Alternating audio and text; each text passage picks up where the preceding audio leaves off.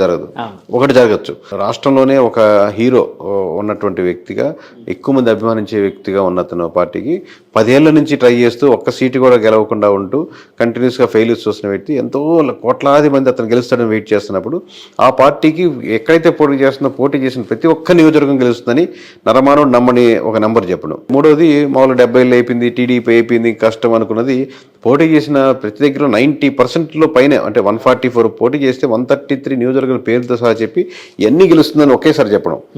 నాలుగో విషయం, అసలు సిట్టింగ్ గవర్నమెంట్ ఉన్నటువంటిది అసలు ఇంకా ఇనానమస్, మళ్ళీ పోటాపోటీగా ఉంటుంది, క్లిష్టంగా ఉంటుంది, ఎవరు గెలుస్తుందో చెప్పలేం, చాలా టైట్ ఫైట్లు ఉన్నాయి, అన్ని రకరకాల సర్వేలు రకరకాలుగా చెప్తూ జనాల్లో కూడా కన్ఫ్యూజింగ్ స్టేజ్ వాళ్ళలో కూడా ఉన్నప్పుడు అసలు ప్రధాన ప్రతిపక్ష హోదా కూడా రాదు. అసలు గెలవడం పక్కన పెట్టండి, ప్రధాన ప్రతిపక్ష హోదా రాదు, కేవలం 21 సీట్లు పోటీ చేసినటువంటి ఆ పార్టీకే ప్రధాన ప్రతిపక్ష హోదా వస్తుంది అనేది. ఇన్ని 4 భిన్నంగా ఉన్నటువంటి లేయర్స్, 4 తూర్పు పడమర ఉత్తర దక్షిణ రకాలుగా 4 లేయర్స్ని దాంట్లో మళ్ళీ సింగిల్ నెంబర్గా చెప్పడం అనేది, ఇది నెవర్ అనుకుంటున్నాను సార్. ఇంతకుముందు జరగలేదు, తర్వాత జరుగుద్దా లేదా వేరే రాష్ట్రాలు జరగచ్చు, కానీ మన రాష్ట్రంలో అంత క్లిష్టమైన పరిస్థితుల్లో జరగదనుకుంటాను సార్. ఇప్పుడు 151 ఒకప్పుడు ఆ 5 మధ్యలో కొట్టేసి ఓన్లీ 11 వచ్చింది ఇప్పుడు. అవును, అంటే జనాలు చాలా మంది సోషల్ మీడియాలో మాట్లాడుకుంటున్నారు ఆ విధంగా. అంటే నేను వాళ్ళని ఇది చేయడం కాదు, కానీ మామూలుగా 11 వచ్చిందని చెప్పడం నా ఉద్దేశం. కరెక్ట్. సో వైసీపీ పార్టీ అంత ఇదిగా అంటే కిందకి వెళ్ళిపోవడానికి, అప్పటి వరకు టీడీపీ అసలు అంటే టీడీపీ అనేది పార్టీ అనేది సస్టైన్ అవ్వడం చాలా కష్టం, ఇంకెప్పుడు గెలవలేదు అని అనుకుని చాలా జనాల్లో కూడా ఒక రకమైన, అంటే జనాల్లో ఉందో లేదో తెలియదు కానీ రాజకీయ వర్గాల్లో అలాంటి అభిప్రాయం ఉండేది వేరే రాజకీయ వర్గాల్లో. సో అలాంటిది ఇలా పుంజుకోవడానికి కారణం ఏంటి సార్? అంటే ఏ విధంగా మీరు విశ్లేషిస్తారా కారణాలని? అంటే ప్రధానంగా కూటమి బలం sir. First of all vote banking, ఆబ్వియస్గా కాంబినేషన్, అది ఎంత పర్సెంట్ కలిసింది, పోన్ ఎంత పర్సెంట్ పెరిగింది అనేది అది వేరే విషయం. ఎందుకంటే మనం ఫైనల్గా చెప్పిన పర్సంటేజ్ కూడా యాక్యురేట్గా వచ్చి ఓవరాల్గా 58%, 38% అని చెప్పాం. దానికి దరిదాపులు 1% అడిటికి వచ్చింది. అంటే టోటల్ రాష్ట్రం మీదగా ఒక పార్టీకి వస్తుంది కూడా, అంటే ఇండివిజువల్ నియోజకవర్గాన్ని కన్సాలిడేట్ చేసి వచ్చిన నెంబర్ అది. సో ఈ పర్సంటేజ్ ఎలా ఎంత యాక్యురసీగా చెప్పామంటే 1% దీంట్లో తగ్గుద్ది, రోడ్ల వల్ల తగ్గుద్ది, ఇంకో 1% లిక్కర్ వల్ల తగ్గుద్ది, ఇంకో 1% దీని వల్ల తగ్గుద్ది, ఇంకో 1% ఎంప్లాయీస్ వల్ల తగ్గుద్ది, ఇంకో 1% ఎంప్లాయీ కోసం ప్రిపేర్ అయ్యే వాళ్ళ కోసం జరుగుద్ది, ఇంకో 1% ఇక్కడ నుంచి చాలామంది ట్రావెల్ చేసి వాళ్ళు ప్రభావితం చేస్తారు, ఇంకో కొంత పర్సెంట్ 4 to 5% వీళ్ళతో యాడ్ అవుద్ది. ఇలా 1% అది ఓవరాల్ కాదు, నియోజకవర్గాల వరకు ఒక దగ్గర ఉండొచ్చు, ఇంకో దగ్గర రాజధాని ఎఫెక్ట్ వల్ల 2-3% వేరియన్స్ ఉండొచ్చు, ఇంకో దగ్గర వైజాగ్లో ఉండొచ్చు. ఇలా అంతా క్రోడీకరించి నెంబర్స్ చేసుకోవాల్సి వస్తుంది.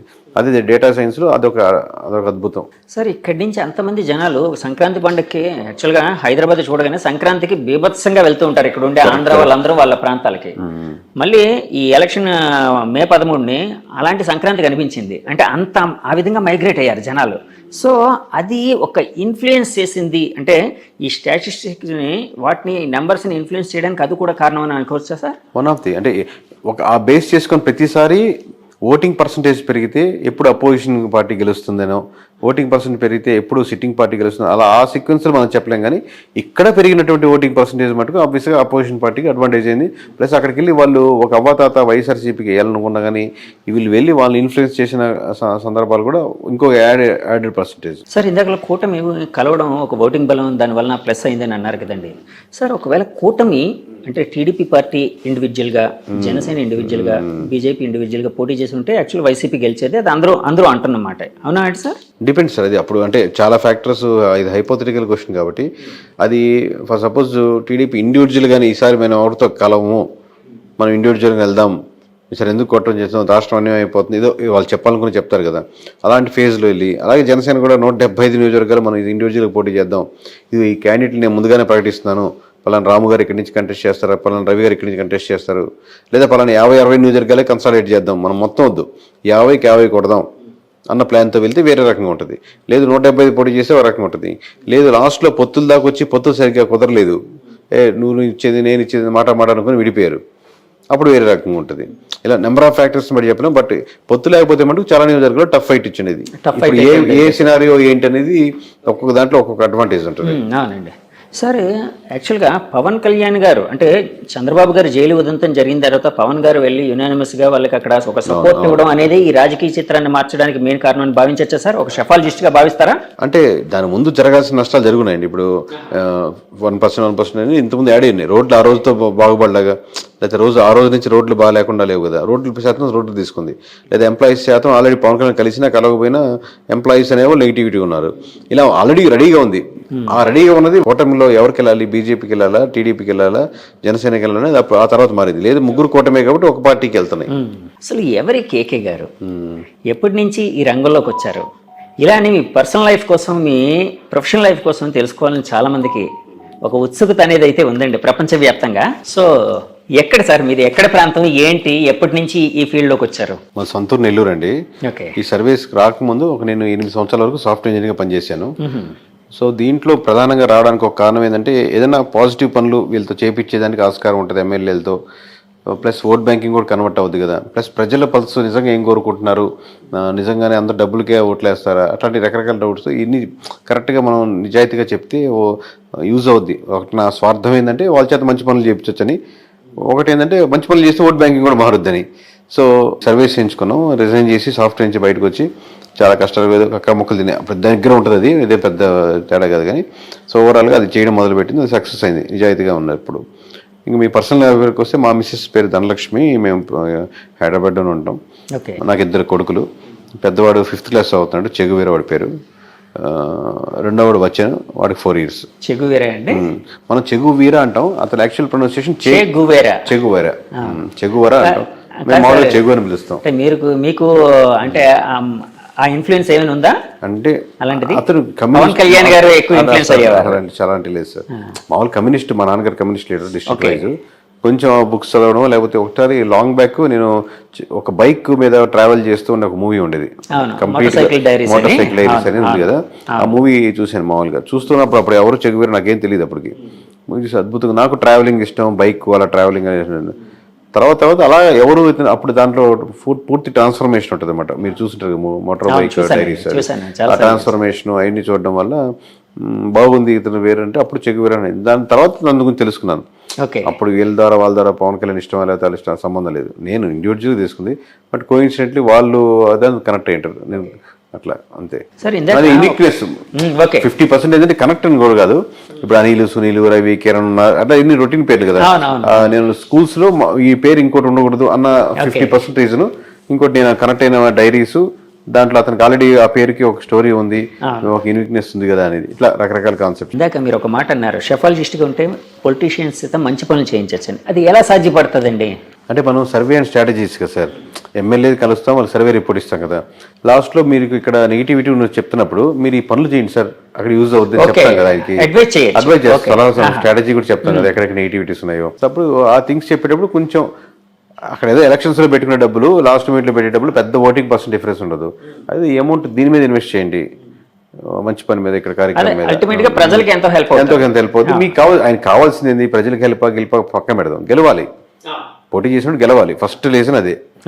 ఆ రీజన్ సక్సెస్ఫుల్ అవుతుంది కదా. అదే వేరే దగ్గర పెట్టే బదులు, రేపు పొద్దున్న లాస్ట్లో 20 కోట్లు 40 కోట్లు పెట్టే బదులు ఇక్కడ 2 కోట్లు పెట్టి ఈ గ్రామంలో ఈ సమస్యను తీర్చగలిగితే ఇది స్టాండ్గా ఉండిపోతారు. దాన్ని అడ్వర్టైజ్ చేసుకుని ఇంకో ₹1 పెట్టి, అదే సమస్య. అలా మంచి పనులు అంటే అలా యూస్ఫుల్ పనులు అనమాట, లాంగ్ రన్గా ఉండేటట్టు.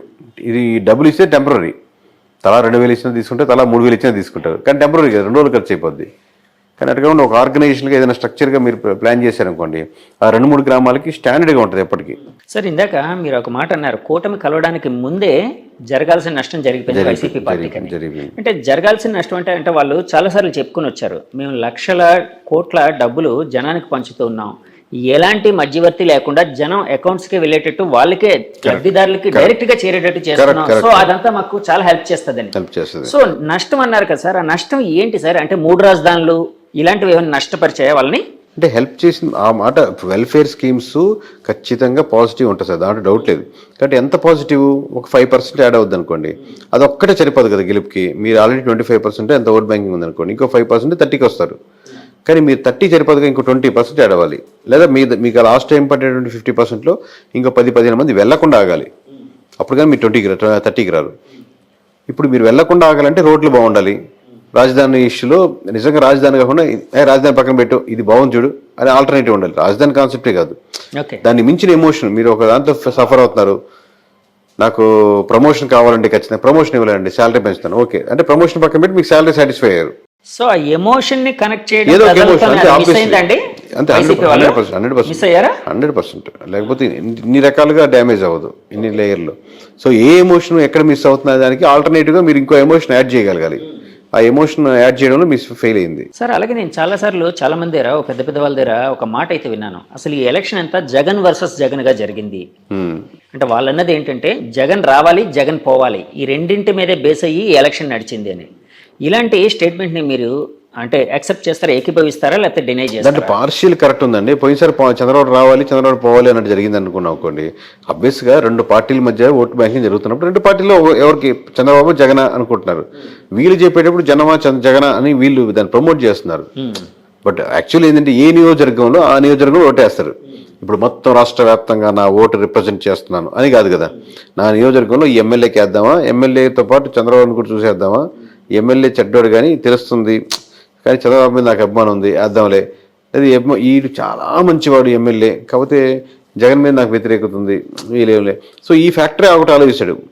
వీడు ఓవరాల్గా జనం అని అనుకోడు, నేను తన ఓటు తమ అంటే వాళ్ళ ఇంట్లో వాళ్ళు ఓటు ఇన్ఫ్లుయెన్స్ చేయగలుగుతాడు. కన్సాలిడేట్గా మనం చెప్తున్నప్పుడు మనం యాజ్ ఏ సర్వే దాంట్ నుంచి వచ్చాం కాబట్టి కన్సాలిడేట్గా ఆ ఓట్ బ్యాంకింగ్ ఎలా వెళ్తుందో అనుకుంటాం. దాంట్లో నెగిటివిటీస్ ఏంది పాజిటివిటీస్ ఏంది ఏ ప్రాంతానికి ఆ ప్రాంతానికి బట్టి తగ్గట్టే. సార్ రాష్ట్ర వ్యాప్తంగా వైసీపీ పతనానికి ముఖ్యమైన కారణాలు ఏమైనా ఒక రెండు